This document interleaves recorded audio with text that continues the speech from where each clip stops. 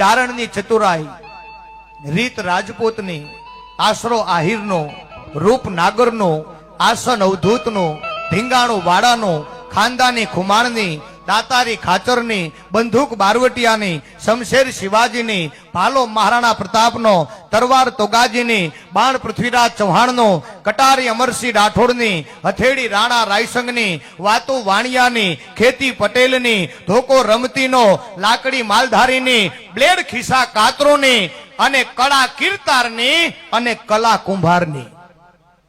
આ વસ્તુ વખણાય. આપણા દેશની ધરોહર છે. હા, કુંભારની કલા બહુ અદભુત છે. એ આઈ કુંભાર એટલે અમારી વાત છેલ્લે મૂકી છે. અને અદભુત એટલા માટે તમને કહું, તમારે હા પાડવાની ને સાચું હોય તો જ હા પાડજો.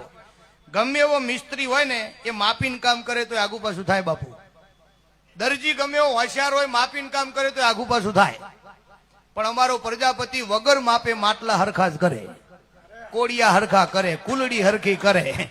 બોલો, એમાં માપ લીધું આમ ફૂટપટ્ટીથી આમ કરવું ના, એ હરખું થઈ જ જાય, કારણ કે કલા છે.